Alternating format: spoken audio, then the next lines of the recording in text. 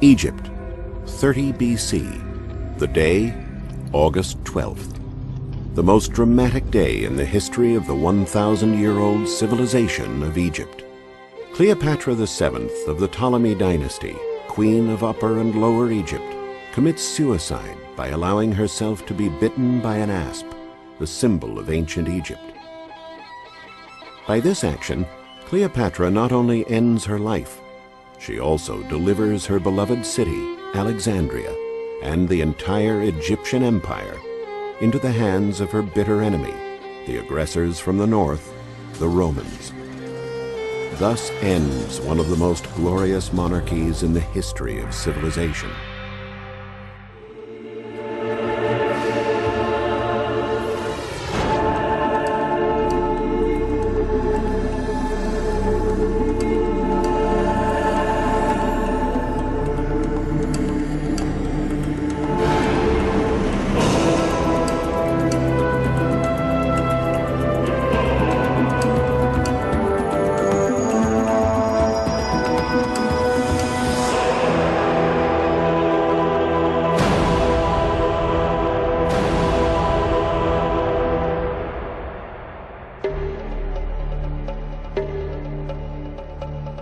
The city of Alexandria is situated in the northern part of Egypt, where the Nile widens like a web at its famous delta and flows into the Mediterranean Sea after winding thousands of miles through the desert.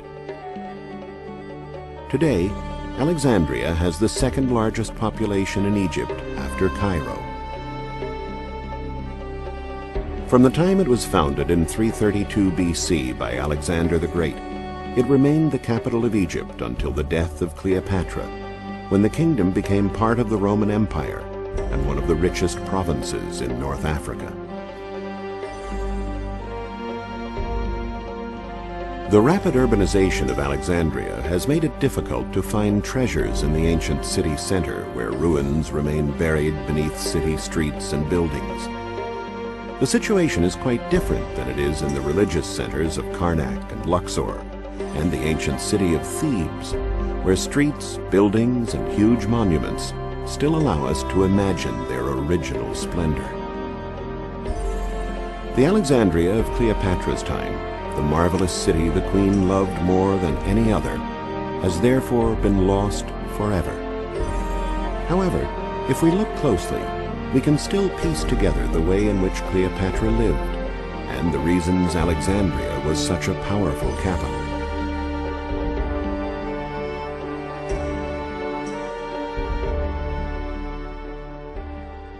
Cleopatra was the last descendant of the great pharaohs, and a highly educated woman. Her great cunning and romantic liaisons with Roman generals Julius Caesar and Mark Antony allowed her to hold on to this magnificent city and keep Alexandria intact.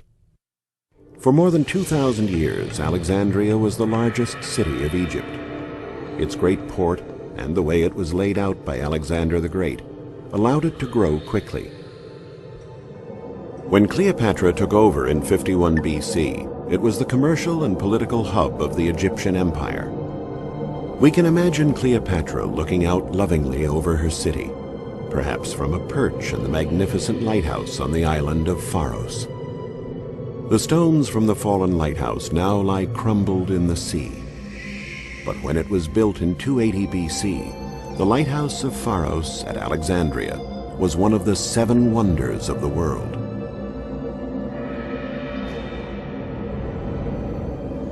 From its high balcony, Cleopatra could see her extensive kingdom in every direction as far as 60 miles away. Of the famous 7 wonders, that is, the Hanging Gardens of Babylon, the Temple of Zeus at Olympia, the Pharos of Alexandria, the Colossus of Rhodes, the Mausoleum of Halicarnassus, the Temple of Artemis at Ephesus, and the Pyramids of Giza.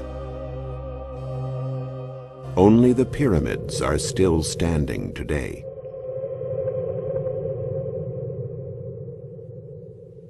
The few remains that were left of the Pharos of Alexandria were incorporated into a fortress at the port. The lighthouse was built by the architect Sostratos of Cnidus near the middle of the 3rd century BC, and during the reign of Ptolemy II, Philadelphos, one of Cleopatra's ancestors. Numerous earthquakes had damaged the lighthouse until, in 1480, Sultan Qaid Bai had the fortress built using many of the remains of the lighthouse. Some granite columns are still visible on the main door and on the boundary walls that plunge into the sea. The lighthouse, along with the other 5 lost wonders of the ancient world, is shrouded in mystery. What did it really look like? How big was it? Considering that Egypt had so little wood, what material did they use to keep the great beacon burning? There are some drawings and descriptions from travelers who visited the lighthouse before it was destroyed, but they tend to be confusing.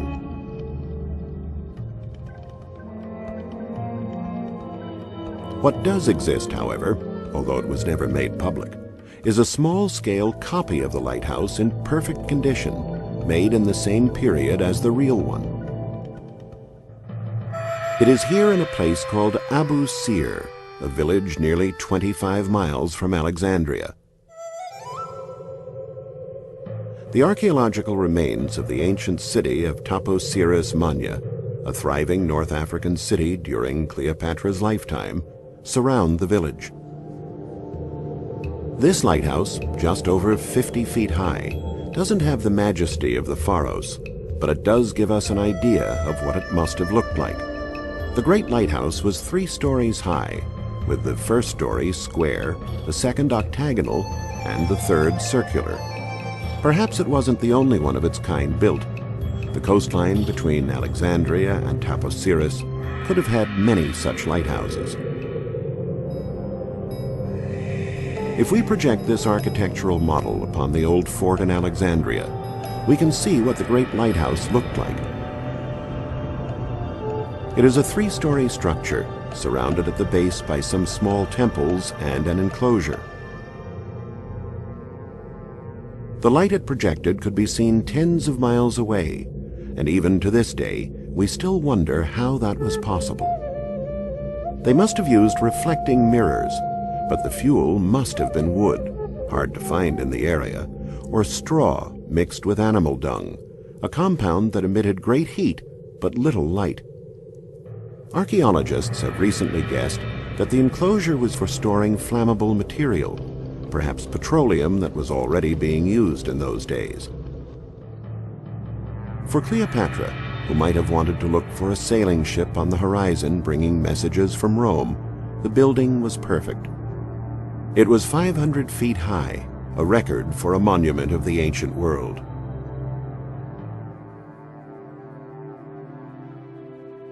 The history of Egypt's last years is closely related to the life of its great queen. Cleopatra descended from the dynasty of the Ptolemies, founded by Ptolemy I Soter, a Macedonian general under Alexander the Great. There is debate as to what she looked like. She is portrayed on some coins, perhaps inaccurately, with a protruding chin and a prominent nose. Yet she surely must have been charming and charismatic, and we know she was determined and strong-willed and undoubtedly a shrewd politician. At the beginning of her reign, when she was only 15 years old, Cleopatra embarked on a southbound journey up the Nile, officially for religious reasons. As the pharaoh, her presence had been requested at a place called Armont, just south of Thebes, to participate in a ceremony.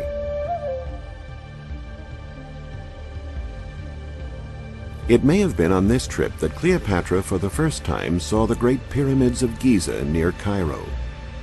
She was probably as stunned as we are today to see these massive and beautiful monuments. Structures built over 2,000 years before Cleopatra was born. The pharaohs before her had constructed the pyramids as tombs for themselves and their immediate families, and as temples of worship. Cleopatra often took trips within her kingdom. Apart from her normal duties as sovereign, she wanted to make sure that her dynasty was continuing the legacy started by the pharaohs who preceded her. She must have sailed up the Nile to the city of Dendera, on the river's left bank, because the greatest development of both the city and temple of Dendera date from Cleopatra's time, the last period of the Ptolemaic dynasty. They are examples of the notable architecture accomplished during Cleopatra's reign. Burned by the sun and wind and swallowed up by the desert sand, almost nothing remains of the ancient city of Dendera today, except for one imposing structure that's still standing, the enclosed sanctuary with a temple dedicated to the goddess Hathor.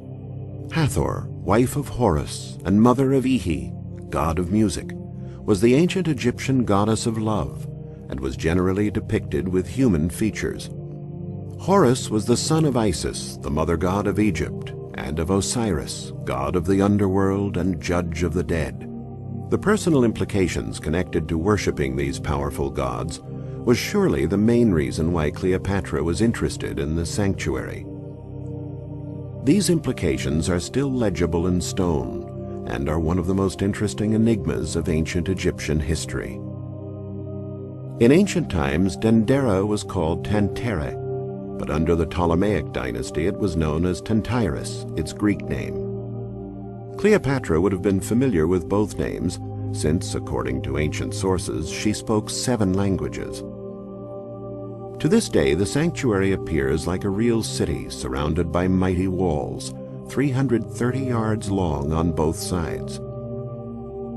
The main gate, obviously added later, dates from the time of Roman emperors Domitian and Trajan, who were ruling the land 200 years after Cleopatra's death. Through the gateway, we can see the front of the gigantic temple of Hathor. As she walked through the front portal and looked up toward the sky to the molding above, Cleopatra would have seen the benevolent rays of the sun, represented as giant wings.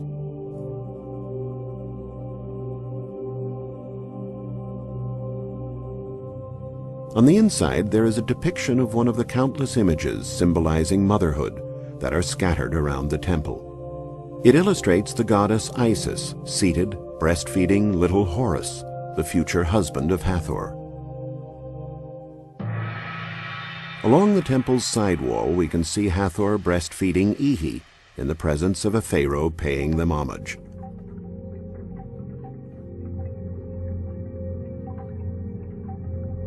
Many temples of this period had colonnaded courtyards leading up to them. The Temple of Dendera, instead, went without a colonnade to make the front of the building more imposing. The 6 gigantic columns of the building itself are connected at the bottom by a wall and crushed by a hefty cornice to form the entrance to the vestibule. Entering the temple was considered an initiation and spiritual voyage. Cleopatra, the only non-priest who would be allowed inside, would find herself walking through a series of rooms where the natural light would grow dimmer and dimmer until she reached the most sacred place in the sanctuary, the cella, where the statue of the god was placed. Then the light would take on an almost mystical brightness, a reflection of the god's metaphysical presence. A number of staircases connect the temple to the terrace above. It is here that statues for worshipping the goddess Hathor were brought in a solemn procession once a year, so that they could unite with the rays of Ra, the sun god. From the terrace, we can see the many buildings in the sanctuary. This is the sanatorium, like a hospital, with many small rooms where the sick used to wait for the goddess to visit them with a cure for their ailments.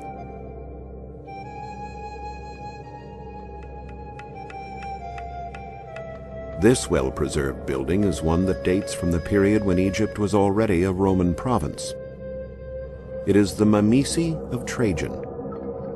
The Mamisi is a very common building in Egypt, a sacred place where rites were performed connected to the birth of the son of the sacred couple who were worshipped in the main temple.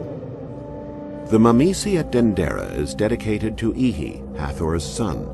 This relief depicts his birth, feeding, and growth.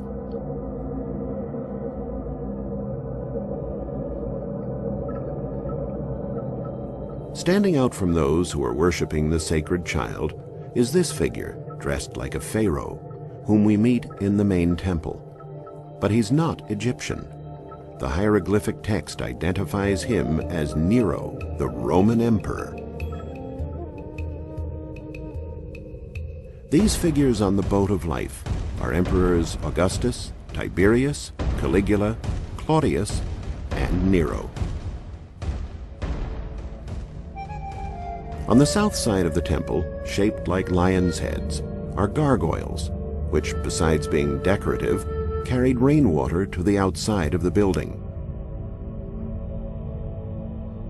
The figures sculpted in the wall below them convey an entire scenario, this time instigated by Cleopatra. This gigantic bas-relief depicts Cleopatra introducing her son Caesarion, whom she had had with Julius Caesar, to the goddess Isis, who is preceded by her son Horus, represented as a child. What was Cleopatra trying to communicate with this original relief? According to a recent study, the similarity of Cleopatra's and Caesarion's position with the position of the two gods is thought to be a mirror image of Isis and Horus. But that's not all. Osiris, Isis' husband, who was killed by his enemies, is not portrayed in the bas-relief, and neither is Caesar, who was slain by Brutus and the senators. By this clear similarity with the powerful goddess, the great queen wished to be considered as the new Isis. And as a goddess, she reminded the Romans that she was the only legitimate sovereign of Egypt. Another great sanctuary of the Ptolemaic period that Cleopatra must have visited on one of her trips to the south is the one dedicated to Isis on Philae. Because of its great beauty, the island of Philae was called the Pearl of the East by travelers in ancient times, and has been a favorite of artists and painters throughout history. The unusually beautiful monumental complex almost disappeared when it was being swallowed up by Lake Nasser. In 1968, UNESCO and the Egyptian Ministry of Culture called for the international community to help. An Italian company, led by architect Giovanni Iopolo, was called upon to meticulously rescue this architectural beauty. He had the entire complex taken down and put up again on the island of Agilkia, about 330 yards away from its original site. This is where the sanctuary still stands today.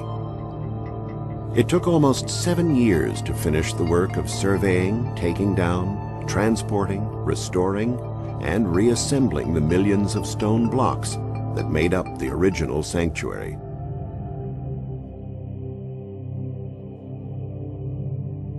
The temple, which was erected in its present form by the Ptolemies in the first half of the 3rd century BC, is dedicated to Isis as the creator of life.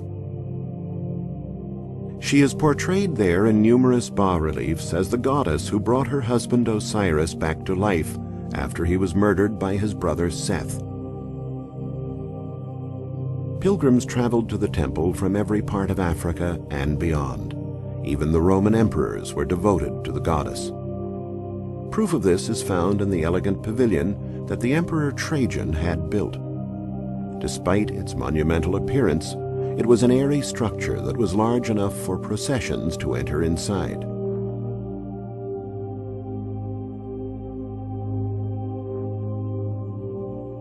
The sanctuary at Philae was the last center of the ancient Egyptian religion. In the Christian era, when various churches were erected beside the temple using the pagan monuments of the sanctuary, the temple continued to be considered the house of the goddess Isis, the great mother of Egypt. The goddess did not seem extraneous to Christians. The depiction of Isis breastfeeding Horus is the forerunner of the Madonna and Child. Also, the salutation to the god Amun, who was worshipped to a lesser extent on Philae, became the famous Amen, the Hebrew and Christian salutation. The splendid sanctuary at Dendera and the incredibly beautiful and spiritual one on Philae were places that were always dear to Cleopatra's heart until the end. According to Egyptian religious belief, by dying bitten by a snake, a creature sacred to Isis, she secured eternal life.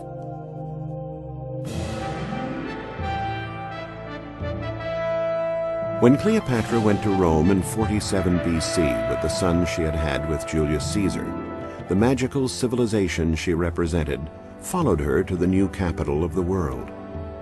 Rome was mesmerized by the tantalizing queen and her culture and began building Egyptian-type monuments in Rome itself. It was built by Gaius Cestius, who died in 12 BC. The pyramid is completely covered in white Carrara marble and was built in record time, a little less than 300 days. Cleopatra would have loved the irony of her conquerors copying her country's treasures. The obelisks were the first great masterpieces of Egyptian civilization brought to Rome. Though some Greeks and Romans mocked them, the Greeks called them obeliskoi or skewers, while the Romans called them Cleopatra's needles. The obelisks were placed in front of temples as monuments connected to worshipping the sun, and were generally covered in hieroglyphics. One of the many mysteries that shrouded Egyptian civilization was how these gigantic columns were built and carried to Rome, considering that they are monoliths, meaning that they are cut out of a single stone block. These are some of the largest Egyptian obelisks in Rome, the city that boasts the largest number of them. This obelisk is situated in the Piazza San Giovanni in Laterano. Originally from Thebes, it is made of red granite and is the tallest obelisk in Rome.